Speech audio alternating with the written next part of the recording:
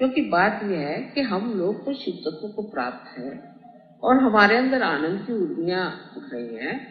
हम सीरियस कैसे हो सकते हैं? कोई हमारे घर में कोई मातम हो रहा है कि कोई मर गया? और ये भी एक बीमारी उत्तर हिंदुस्तान में है, खासकर आदमी लोग जब उनके बीवी के साथ होते हैं तो देख लेना चाहिए, तो ऐसा मुंह लटका लेते हैं जैसे स्मशानी ही चले जाते हैं।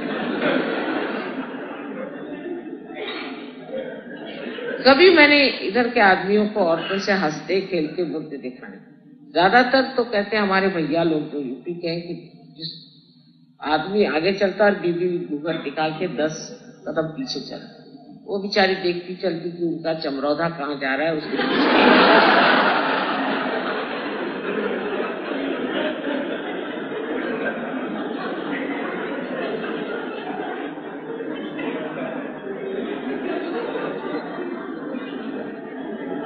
और आदमी लोगों को तो बीवी से बात करना, किसी आप होटल में जाके बैठिए, किसी रेस्टोरेंट में बैठिए, वहां अगर आप देखिए कोई आदमी किसी औरत से बहुत बात कर रहा है तो समझ लेना चाहिए इसकी वो बीवी नहीं है।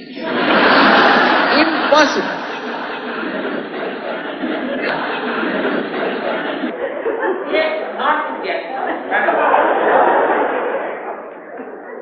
क्योंकि बीवी से बात करते वक्त उनको पता नहीं क्या बिच्छू काट जाता है कि सामने।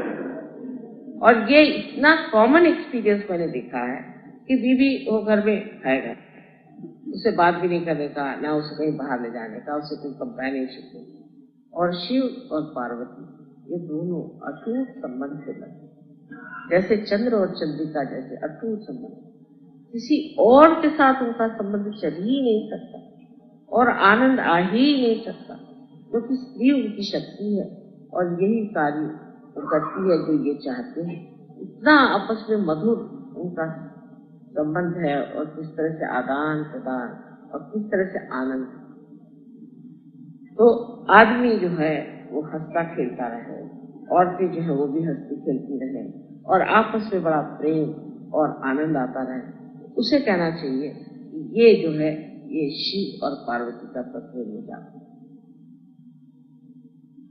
शिव अपने ढंग से, पार्वती अपने ढंग से। शिव जी ये नहीं कहते कि तुम मेरे ढंग से हो जाओ और पार्वती ये नहीं कहती कि तुम मेरे ढंग से, ना कोई जबरदस्ती ना कोई ये, और आपस में एक तरह का बड़ा सा ही अच्छा लास्ट जिसे कहते हैं प्यार मनमुटाव चलता है।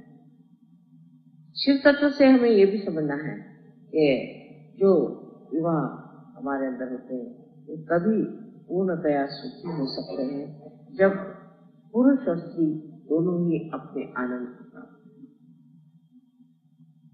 जब तक स्त्री ये सोचेगी कि मैं आदमी को कितना कब्जा करूं और आदमी सोचेगा मैं अपनी औरत को कितने कब्जे में रखूं, तो उस वक्त में समझ लीजिए यह आनंद खत्म। और इतनी बेवकूफी की बात है जब अपने सामने सब कुछ थाली भर के रखा हुआ, सब आनंद हमारे लिए पूरा भरा हुआ है और हम उससे अछूते रहे।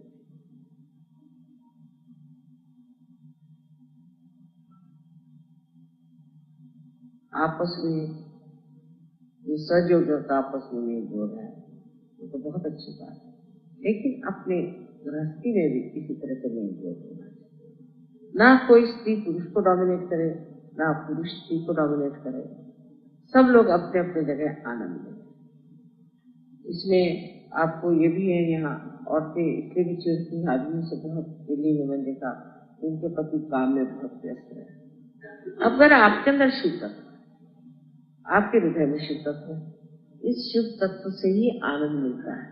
अगर आप चाहें अपने पति से आप आनंद को नहीं पा सकते, उसे सुख पा सकते, उससे आप अहंकार को अपने पाल सकते, लेकिन पति से आपको आनंद नहीं। आनंद के लिए तो आप ही का अपना शिव तत्व है, उसको पाना। तो फिर दुखी रहने कौन सी बात, अगर उसको काम करना है, मेहनत करना है। हम तो अपने जीवन में आप बताएं तो आपको विश्वास ही नहीं होगा, जितने साल तक हम इंडिया में रहे हमारे पति ने एक दिन छुट्टी ली, सारे एक, वो भी इसलिए छुट्टी ली एक दिन, उस दिन मौलाना आजाद मर गए थे और सब चीज बंदी हो गई। लेकिन मैंने कभी शिकायत, तो मैं अपने आनंद में मगन हूं, मुझे क्या। वो तो अच्छा ही काम कर रहे हैं, इसका काम कर रहे हैं, मेहनत कर रही है, वो काम करने दो। और उनके काम की वजह से मुझे भी तो कितने लाभ हो रहा है, तो उनको बार बार सताने से फायदा क्या और तकलीफ देने से फायदा क्या? उल्टे वो थक के आए, उनको तकलीफ हो तो उसको देखना चाहिए, उनको आराम देना चाहिए, उनको संभालना चाहिए। ये चीज हमारे यहाँ हो नहीं पाती, इसलिए भी आनंद पड़ता है। औरतें तो दिन भर आराम करती हैं और शाम को चाहती कि आदमी 12-1 बजे तक उनको घुमाते थे। सो इसमें आपको ये पता होना चाहिए, आपको अगर पूरे रात भी घुमाए आपको आनंद नहीं आने वाला, क्योंकि आपका आत्मा ही जागरूक, आपका आत्मा जागरूक कर हो जाए तो आपको इसकी जरूरत ही नहीं होती। हम दोनों आदमी आज तक कहीं घूमने अकेले नहीं गए आपस में, लेकिन कुछ मुझ में कमी नहीं है, मैं तो मस्त हूँ, मुझे तो और उनमें भी कमी नहीं। अगर ये चीज समझ ली जाए कि हमारी आत्मा से ही हम आनंद को प्राप्त करते हैं, और जिस सुख को हम सोचते हैं वो विनाशी सुख। तो जब तक आनंद में रहना, आनंद में रहो। ये चीज नहीं की, वो चीज नहीं की, ऐसा नहीं किया, दोनों का भी कहना ये दुख का कारण। आज इसलिए मैं बता रही हूँ कि मनुष्य निस्संग में आ जाए, निस्संग, कोई भी चीज उसको न रोके, जहाँ किसी भी चीज की लालसा, किसी भी चीज की इच्छा उसको न दबाए, तब कहना चाहिए वो सहज होगी, तब वो सहज होगा। जहाँ वो किसी भी इच्छा से पूरा नहीं, ये चीज नहीं है चलो दूसरी चीज, वो चीज है चलो दूसरी चीज, ऐसा जो मस्त रहता है आदमी, उसको कहना चाहिए वो सहज होगी। और आशा है इस दिल्ली शहर में आप इस तरह के लोग तैयार होने वाले हैं और होंगे, क्योंकि अब हमारा आश्रम बन गया है और आज इस शुभ अवसर पे हमने शिव तत्व को प्राप्त किया है जो आनंद है। लोग देख करके सोचे कि हाँ साहब आनंद होते, और आनंद की जो एक लहर होती है, जो आपस में जो एक उसका फैलाव होता है, देख करके मैं इतनी खुश होता हूँ, मेरे बच्चे इतने आपस में खुश हैं, जो प्रेम से बैठे हैं और एक दूसरे का मजा उठा रहे हैं। यानी जब इन लोग की दोस्ती देखती है ऐसा लगता है ये दिल्ली जो है अब बदलती है, जहाँ पे दोस्ती नहीं, आपस में इसको काट, उसको खींच, उसको ये कर, एक को नीचा कर, एक को ऊपर कर, उस जगह ये दोस्ती का वातावरण, और इतना शुद्ध दोस्ती के लिए दोस्ती, प्यार के लिए प्यार, इससे बढ़ के और माँ को खुश हो। ये दिन हो जाए तो मैं कहूँ कि इस आश्रम बनाने का और मेरी जो मेहनत है उसका सब मुझे फल। आशा है आज आप लोग अपने शिव तत्व को स्थापित करें।